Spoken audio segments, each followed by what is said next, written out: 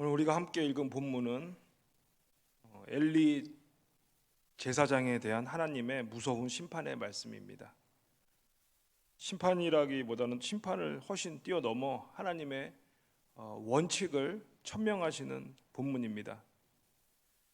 우리가 하나님에 대하여 말할 때 하나님은 인격의 하나님이라고 합니다. 하나님은 폭군이시거나 자신의 고난을 통하여 벌하기만 하시는 무서운 분이 아니시라 인격적이신 분, 즉 상호 소통의 원칙과 판단의 기준이 있으신 분이라는 것입니다. 인격적인 하나님은 좋으신 분입니다.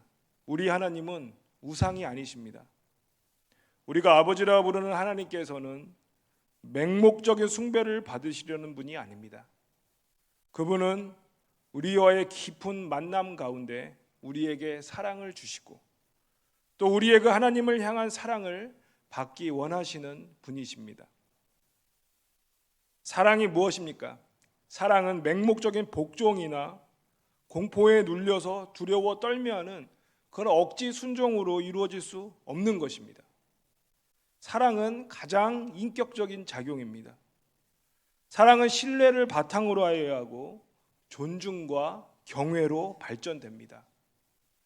그리고 이 사랑은 한쪽의 일방통행으로만 이루어지지 않습니다. 상호작용을 통하여 이루어집니다.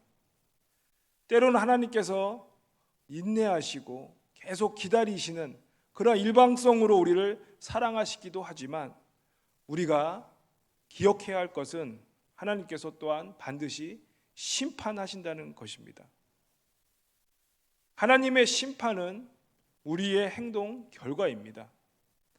하나님께서 정해주신 원칙을 지키냐 지키지 않느냐로 인하여 결정되는 결과입니다. 그리고 오늘 본문은 바로 그 원칙을 말씀하고 있습니다. 그 원칙이 무엇인지 다시 한번 우리가 보도록 하겠습니다. 사무엘상 3장 30절 마지막 절의 하반절입니다. 나를 존중히 여기는 자를 내가 존중히 여기고 나를 멸시하는 자를 내가 경멸하리라.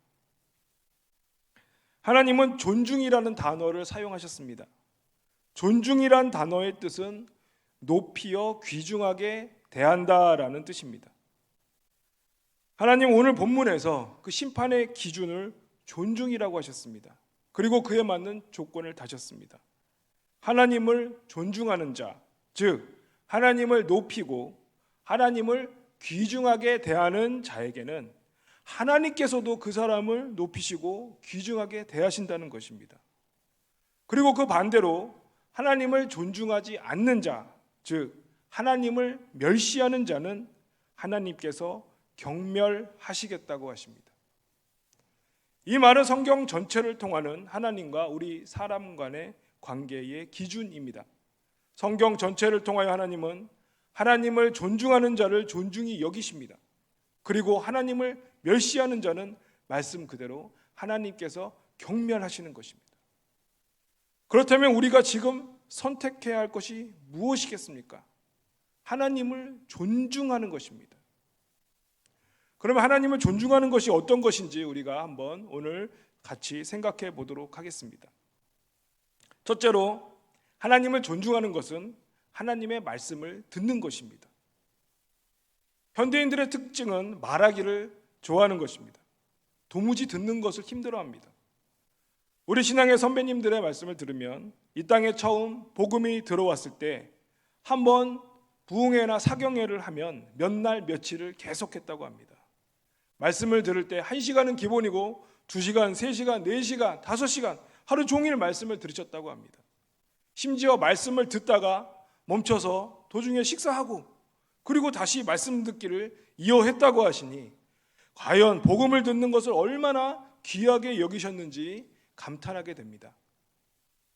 그러나 요즘에는 들음의 리더십이란 말이 나올 정도로 듣는 것이 힘든 시대입니다. 이 말은 지금 현대인들이 자기 주장하기에 바쁘다는 것입니다.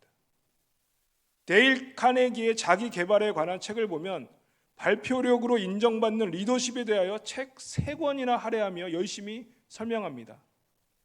자기 PR의 시대에 자기를 드러내는 것이 너무나 중요하고 이 드러냄이야말로 최고의 핵심 능력이라고 하는 것입니다. 학교에서, 직장에서, 사회 곳곳에서 다들 자기의 말을 하느라 시끄럽습니다. 자기의 이야기가 가장 커야 하고 자기의 이야기가 관철되어야 그 사람이 능력이 있다고 인정받게 된다 합니다. 아이들도 어려서부터 발표력을 강요받습니다. 남보다 크게 더 높이 손을 들어 올리라고 합니다. 내 주장을 크게 말해야 성공한다고 합니다. 하지만 성경은 다른 말씀을 하십니다.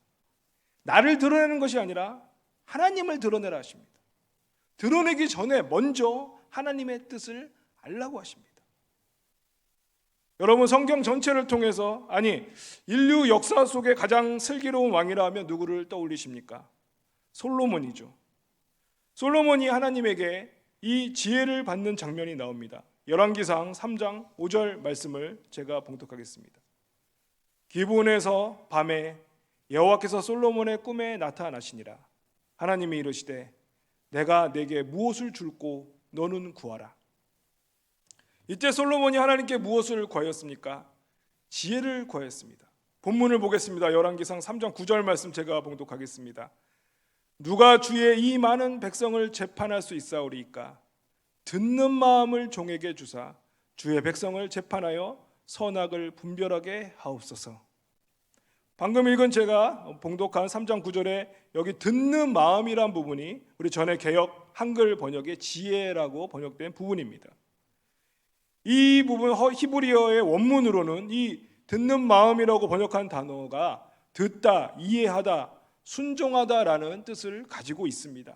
즉 하나님의 말씀을 잘 듣고 이해하고 순종하는 것을 개역 한글 번역에서 지혜라고 번역한 것입니다. 잘 들어야 잘 이해하고 그래야 잘 순종하게 되는 것 아니겠습니까? 그러기에 듣는 마음이 곧 지혜의 시작이고 전부라고 할 수 있는 것입니다. 또 신명기 6장 4절에서 6절 말씀을 제가 받들어 봉독하겠습니다. 이스라엘아 들으라. 우리 하나님 여호와는 오직 유일한 여호와이시니 너는 마음을 다하고 뜻을 다하고 힘을 다하여 내 하나님 여호와를 사랑하라. 오늘 내가 내게 명령하는 이 말씀을 너는 마음에 새기고. 이스라엘아 들으라. 그리고 너의 마음에 이 말씀을 새기라. 우리는 우리의 뜻을 하나님께 말씀드리기 전에 먼저 하나님의 말씀을 들어야 할 것입니다. 무릎을 꿇고 하나님의 말씀을 받기 위하여 기다려야 합니다. 이것이 바로 듣는 마음이요 지혜입니다. 예수님께서도 말씀하셨습니다. 마태복음 11장 15절 귀 있는 자는 들을지어다. 13장 9절입니다. 귀 있는 자는 들으라 하시니라. 13장 43절입니다. 그때의 의인들은 자기 아버지 나라에서 해와 같이 빛나리라. 귀 있는 자는 들으라. 마가복음에서도요 4장 9절입니다. 또 이르시되 들을 귀 있는 자는 들으라 하시니라. 4장 23절입니다. 들을 귀 있는 자는 들으라. 누가복음 8장 8절입니다. 이 말씀하시고 외치시되 들을 귀 있는 자는 들을지어다. 14장 35절 말씀입니다. 들을 귀가 있는 자는 들을지어다 하시니라. 사랑하는 여러분, 들을 귀가 있으시기 바랍니다. 들을 귀가 있으시기를 간절히 소망합니다. 그러면 지금 우리는 어떻게 들을 수가 있습니까? 하나님께서 우리에게 허락해 주신 이 성경 말씀을 들을 수 있습니다. 이 성경 말씀을 통해서 하시는 그 하나님의 말씀을 우리가 듣는 것입니다. 지금 이 코로나의 시대에 우리는 하나님께서 우리에게 하시는 말씀을 더욱 귀 기울여 들어야 합니다. 우리의 과거의 신앙생활을 반추해보고 하나님께서 요청하시는 바를 잘 들어야 합니다. 바깥 활동을 잘 하지 못하는 요즘 우리는 무엇을 해야 됩니까? 각자의 처소에서 말씀을 더욱 읽으시기 바랍니다. 말씀을 경청하시기 바랍니다. 우리의 입술로 읽는 그 말씀이 우리의 귀로 들어와 우리의 영혼을 울리게 됩니다. 하나님의 말씀 그 한마디 한마디가 우리의 영혼에 각인되고 우리의 영혼을 감동시키고 우리의 눈에 회개와 소망의 눈물이 흐르게 할 것입니다. 사랑하는 성도 여러분, 하나님의 말씀을 듣는 것이 바로 하나님을 가장 존귀히 여기는 것입니다. 여호와를 존중하는 것입니다. 열심히 하나님의 말씀을 들음으로써 여호와를 더욱 존중히 여기는 우리 모두가 되시기를 간절히 소망합니다. 그러면 듣지 않는 사람이 있었을 텐데요. 이 듣지 않는 사람은 바로 하나님을 멸시하는 자들이었습니다. 하나님을 존중한 사람들이 성경에 많이 있는 것 같이 하나님을 멸시한 사람들도 성경에 많이 나타납니다. 우선 우리가 읽은 오늘 본문에 나오는 엘리의 두 아들 홈니와 비느하스입니다. 사무엘상 2장 12절에서 17절까지의 말씀을 제가 받들어 봉독하겠습니다. 엘리의 아들들은 행실이 나빠 여호와를 알지 못하더라. 그 제사장들이 백성에게 행하는 관습이 이러했으니 곧 어떤 사람이 제사를 드리고 그 고기를 삶을 때에 제사장의 사환이 손에 3살 갈고리를 가지고 와서 그곳으로 냄비에나 솥에나 큰 솥에나 가마에 찔러 넣어 갈고리에 걸려 나오는 것은 제사장이 자기 것으로 가지되 실로에서 그곳에 온 모든 이스라엘 사람에게 이같이 할 뿐만이 아니라 기름을 태우기도 전에 제사장의 사환이 와서 제사 드리는 사람에게 이르기를 제사장에게 구워드릴 고기를 내라. 그가 내게 삶은 고기를 원하지 아니하고 날 것을 원하신다 하다가 그 사람이 이르기를 반드시 먼저 기름을 태운 후에 내 마음에 원하는 대로 가지라 하면 그가 말하기를 아니라 지금 내라. 그러지 아니하면 내가 억지로 빼앗으리라 하였으니 이 소년들의 죄가 여호와 앞에 심히 크면 그들이 여호와의 제사를 멸시함이었더라. 마지막 17절에 뭐라고 하셨습니까? 이 소년들의 죄가 여호와 앞에 심히 크면 그들이 여호와의 제사를 멸시함이었더라. 여호와의 제사를 멸시하였다는 것은 여호와 하나님을 멸시하였다는 겁니다. 그 결과가 어떻겠습니까? 안 봐도 당연한 결말이 아니겠습니까? 하나님께서 그들을 경멸하심으로 인하여 그 제사장 가문이 무너지는 비극이 일어나게 됩니다.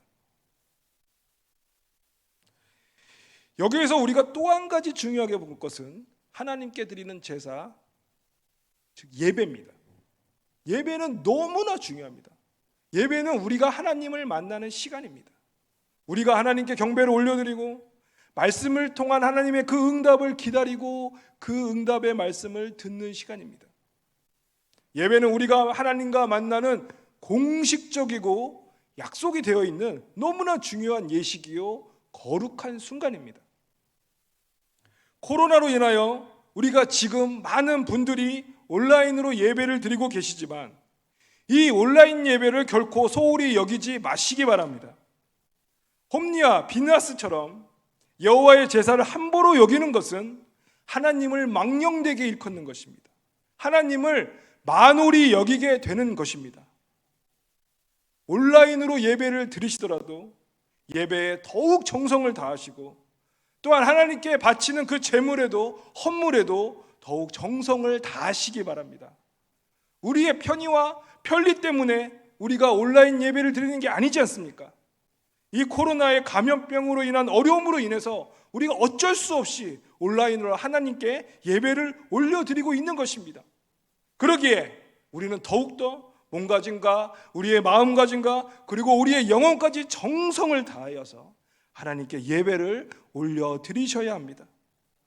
사랑하는 성도 여러분, 하나님께 언제 어디서든지 어떠한 방법이든지 예배를 잘 올려드림으로 하나님을 더욱더 존중하시기 바랍니다. 그리고 두 번째로 여호와를 존중하는 것은 바로 그 말씀에 순종하는 것입니다. 이것도 우리 현대인들의 특징인데요, 잘 듣지 않는 이유가 우리는 이미 다 알고 있다라고 생각하기 때문이라 합니다. 중고등학생들이 말이죠, 요즘에 학원에 안 다니는 애들이 없다고 합니다. 그리고 학원에 다니는 애들은 10중 8구 학교 수업 시간에 잘 집중을 하지 않는다고 합니다. 왜 그렇겠습니까? 학원에서 미리 이제 공부를 배우지 않습니까? 그러니까 자기는 다 안다고 생각하는 겁니다. 나는 다 알기 때문에 학교 수업 시간에 집중할 필요가 없다고 느끼는 것이죠. 그런데요, 그렇게 다 안다고 생각하는 그 아이들이 이제 테스트 시험을 봤을 때 다 100점을 맞습니까? 다 학업 성취도가 높게 나타날까요? 아닙니다. 대부분의 아이들이 다 안다고 생각을 하지만 실제로는 정확히 알지 못하는 경우도 많다고 합니다. 학원에서 미리 배웠지만 문제를 풀고 익히고 하는 그런 연습을 열심히 하지 않으면 실제로는 많은 부분에서 문제를 푸는 능력이 나타나지 않다고 합니다. 우리도 마찬가지입니다. 성경 말씀 다 아는 것 같습니다. 설교 말씀 여러분의 신앙의 횟수로 따져보십시오. 몇 년을 넘어 몇십 년을 들으셨을 것입니다. 아마 횟수로는 수백 번, 어쩌면 수천 번의 설교를 여태껏 들어오셨을 것입니다. 기독교 케이블 방송을 켜면 수백 명의 목사님들이 설교를 들을 수가 있습니다. 인터넷으로, 유튜브로, 핸드폰으로 설교 말씀과 성경 묵상이 홍수를 이룹니다. 그런데요, 그 말씀이 내 영혼에, 내 가슴팍에 깊이 박혀 있냐는 것입니다. 그 말씀이 나에게 깊이 뿌리를 내리고 막 내 영혼을 후벼 파고 내 눈에 눈물이 흐르고 하나님에 대한 사랑과 그 감격에 우리의 온 존재가 반응하며 감사하는, 그리고 그 은혜에 어떻게든 보답하려고 하나님을 경배하게 되는, 그 말씀을 따르고 온전히 순종하려는, 하나님만 향하는 그러한 말씀의 생명력이 나에게 있느냐는 것입니다. 아마 지금 함께 예배 드리시는 성도님 중 많은 분들이 대답하기 주저하실 것입니다. 머리로는 다 아는 것 같고, 머리로는 우리가 다 사랑하고 있는 것 같고, 우리가 다 실천하고 있는 것 같은데 정말 내가 하나님의 뜻을 온전히 청종하고 있느냐는 것입니다. 하나님의 말씀을 머리로 하는 것에서 그치면 안 됩니다. 우리는 관념적인 신앙생활에서 멈추면 안 됩니다. 말씀이 나의 영혼에 깊이 각인되어야 합니다. 이것은 마치 씨 뿌리는 비유에서의 옥토밭에 씨가 뿌려지는 것과 같습니다. 그리고 무럭무럭 잘 자라야 합니다. 이 옥토밭이 바로 순종과 같은 것입니다. 하나님의 말씀이 나의 귀에 들어오면 나의 영혼의 밭에 잘 자리를 잡아야 합니다. 그리고 싹이 나와야 합니다. 그러려면 그 말씀에 맞게 우리가 순종을 하여야 합니다. 말씀을 듣는 것에 그치고 순종하지 않는다면 그것은 자갈밭이나 구석진 그늘에 있는 좋지 않는 밭에 말씀이 떨어진 것과 같습니다. 성경에 있는 수많은 우리의 믿음의 선배들은 하나님의 말씀을 바라고 하나님의 말씀을 기다리고 하나님의 말씀을 들었지만 그 들은 것에서 그치지 아니하고 하나님의 말씀을 온전히 순종했습니다. 아브라함은 하나님께서 본토 친척 아버지의 집을 떠나서 내가 내게 명한 땅으로 가라는 그 말씀에 순종하여 믿음의 조상이 되었습니다. 말이 순종이지 정말 자신이 정착했던 모든 것을 다 버리고 알지도 못하는, 한마디로 지금 여러분들에게 여러분의 전 재산을 다 처분하고 아직 우리나라랑 수교도 맺지 않은 어디 이방 땅 구석으로 가라고 하나님이 명령하신다고 생각해 보십시오. 어딘지도 모르는 그런 낯선 곳으로 삶의 모든 터전을 옮기라 하면 이건 정말 청천벽력과 같은 명령이 아니겠습니까? 아브라함은 이 이해할 수 없는 하나님의 명령에 순종했습니다. 그래야 믿음의 조상이라는 하나님의 축복을 받게 된 것입니다. 다윗은 어떻습니까? 사울을 피해 긴 기간 동안 광야로 도망할 때에 다윗은 자신을 죽이려 혈안이 되어 있는 그 사울 왕을 죽일 기회가 2번이나 있었습니다. 그러나 그는 하나님의 법을 어기지 않았습니다. 그의 손으로 하나님의 기름 부으신 자 그 사울 왕을 해치지 않고 하나님의 심판에 온전히 맡겼습니다. 복수심이 없었겠습니까? 정치적인 욕심이 없었겠습니까? 사울을 제거할 수 있는 그 짧은 시간 동안 다윗에게는 인간적인 원한과 욕망이 그의 온 영혼을 뒤흔들며 그를 유혹했을 것입니다. 그러나 다윗은 단호하게 자신의 손이 아닌 하나님의 심판에 맡겼습니다. 얼마나 훌륭한 순종의 모습입니까? 그리하여 다윗은 하나님의 가장 사랑하는 이스라엘의 왕이 된 것이 아니겠습니까? 불치병에 걸렸던 그 나병에 걸렸던 나아만 장군을 생각해 보십시오.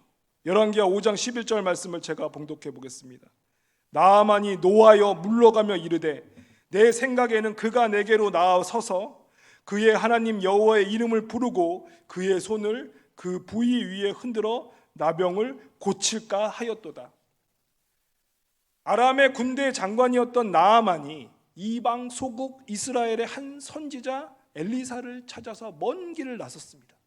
그 긴 여행 끝에 엘리사의 집에 도착한 이 나아만 장군에게 그저 저 앞에 요단강 가서 7번 씻으면 나으리라라고 한 이 엘리사의 너무나도 허술하게 느껴지는 이 처방이 이 대장군에게 얼마나 굴욕적으로 느껴졌겠습니까? 하지만 그는 그 말씀에 순종함으로 요단강에 7번 씻어서 나병이 나았습니다. 하지만 반대로 온전히 순종하지 못하여 여호와의 영이 떠난 비극적인 인물이 있습니다. 바로 사울 왕입니다. 사무엘상 15장 20절에서 22절 말씀을 제가 받들어 봉독하겠습니다. 사울이 사무엘에게 이르되 나는 실로 여호와의 목소리를 청종하여 여호와께서 보내신 길로 가서 아말렉 왕 아각을 끌어왔고 아말렉 사람들을 진멸하였으나 다만 백성이 그 마땅히 멸할 것 중에서 가장 좋은 것으로 길갈에서 당신의 하나님 여호와께 제사하려고 양과 소를 끌어왔나이다 하는지라. 사무엘이 이르되 여호와께서 번제와 다른 제사를 그의 목소리를 청종하신 것 같이 그렇게 좋아하시겠나이까? 순종이 제사보다 낫고 듣는 것이 순양의 기름보다 나으니라. 순종이 하나님께 드리는 제사보다 낫고 하나님의 말씀을 듣는 것이 어떠한 그 귀한 순양의 기름보다 더 나은 거라고 말씀하고 있는 것입니다. 사울의 이 분순종의 결과가 무엇입니까? 바로 여호와의 경멸을 받는 것이었습니다. 사울과 그의 집안은 처절하게 하나님의 심판을 받게 됩니다. 사랑하는 여러분, 하나님께 온전히 순종하시기 바랍니다. 순종으로 여호와를 존귀히 여기시는 귀한 섬김이 날마다 가득하시기를 바랍니다. 마지막으로 여호와를 존귀히 여기는 자는 바로 여호와와 동행하는 자입니다. 말씀을 듣고 말씀에 순종하는 삶, 이것이 무엇입니까? 여호와와 동행하는 삶 아니겠습니까? 여러분이 너무나 잘 아시는 시편 1편의 말씀입니다. 1편 3절 말씀을 제가 받들어 봉독합니다. 그는 시냇가에 심은 나무가 철을 따라 열매를 맺으며 그 잎사귀가 마르지 아니함 같으니 그가 하는 모든 일이 다 형통하리로다. 복 있는 자는 시냇가에 심은 나무라 하였습니다. 시냇가는 바로 하나님의 은혜, 하나님의 은총을 의미합니다. 우리가 하나님의 은혜 안에 심겨진 것이라는 겁니다. 이것이 바로 하나님과 동행하는 상태입니다. 얼마나 아름답습니까? 하나님이 말씀하시고 우리가 그것을 들을 귀가 있고 그 말씀을 듣고 그 말씀을 따르고 하나님이 인도하시고 우리를 먹이시고 우리는 열매를 맺고 우리의 잎사귀는 결코 마르지 않는 마치 천국에서의 삶 같은 이 행복, 이것이 바로 하나님과의 동행이요 여호와를 존중하는 자를 여호와께서 존중해 주시는 것입니다. 우리가 앞서 살펴보았듯이 여호와를 잘 존중해서 하나님으로부터 큰 축복을 받은 다윗을 보십시오. 다윗이 시편 23편 1절에서 뭐라고 고백합니까? 여호와는 나의 목자시니 내게 부족함이 없습니다. 여호와가 누구십니까? 나의 목자라고 했습니다. 목자를 따라가는 삶, 이것이야말로 양이 누릴 수 있는 가장 아름답고 안전한 동행이 아니겠습니까? 우리의 목자가 우리 앞에서 우리를 이끌고 가시는데 우리에게 무슨 부족함이 있겠습니까? 다윗은 그가 광야에서 사울에게 쫓기고 있는 그 급박한 상황에서도 무슨 일이 있을 때마다 늘 기도하며 울부짖으며 하나님께 물었습니다. 무엇이든지 어디서든지 하나님께 묻고 하나님의 그 말씀에 순종하는 자세, 이것이 바로 하나님과 동행하는 것, 하나님이 나의 목자라고 고백하는 신앙이 아니겠습니까? 예수님께서도 하나님과의 동행에 대해 말씀하셨습니다. 요한복음 15장 5절입니다. 나는 포도나무여 너희는 가지라. 그가 내 안에 내가 그 안에 거하면 사람이 많이 열매를 맺나니 나를 떠나서는 너희가 아무것도 할 수 없습니다. 예수님은 포도나무시고 우리는 가지라 하셨습니다. 우리가 예수님 안에, 그리고 예수님이 우리 안에 거하시는 것, 이것이 바로 동행입니다. 반드시 가지는 포도나무에 붙어야 삽니다. 붙어야지 영양을 공급받고 열매를 맺을 수가 있습니다. 나무에서 떨어지는 그 순간 가지는 모든 기능을 잃고 그저 불쏘시개가 되는 것입니다. 그렇기 때문에 여러분, 주님과의 동행은 우리의 생존의 필수 조건입니다. 우리의 삶을 장식하는 종교적인 옵션이 아닙니다. 주님과 온전히 동행함으로 하나님을 더욱 존중히 여기시는 우리 모두가 되시기 바랍니다. 사랑하는 성도 여러분, 하나님 우리에게 분명하게 말씀하셨습니다. 나를 존중히 여기는 자를 내가 존중히 여기고 나를 멸시하는 자를 내가 경멸하리라. 하나님께 존중을 받으시려면 우리가 먼저 하나님을 존중히 여겨야 합니다. 그것은 바로 하나님의 말씀을 듣고 하나님 말씀에 순종하며 하나님과 함께 동행하는 것입니다. 사랑하는 성도 여러분, 하나님을 더욱 높이시고 하나님을 더욱 귀하게 여기시기 바랍니다. 그래야면 제가 장담합니다. 하나님께서 반드시 여러분을 더 높이시고 여러분을 더 귀하게 여겨주실 것입니다. 하나님이 존중해 주시는 이 귀한 복을 누리시는 우리 모두가 되시기를 간절히 소망합니다. 기도하시겠습니다. 주님, 저희에게 지혜를 주시옵소서. 그 지혜는 여호와를 존중히 여기는 것임을 잊지 않도록 하시고 저희의 모든 것을 다해 하나님을 사랑하되 말씀을 청종하며 그 말씀에 순종하여 하나님을 영원롭게 하고 또한 주님과 동행하며 천국의 복락을 이 힘들고 불안하고 척박한 세상 가운데서 온전히 누리게 하여 주시옵소서. 주님만을 간절히 바라고 의지합니다. 주님, 우리와 함께하여 주시옵소서. 예수 그리스도 이름으로 기도드리옵나이다. 아멘.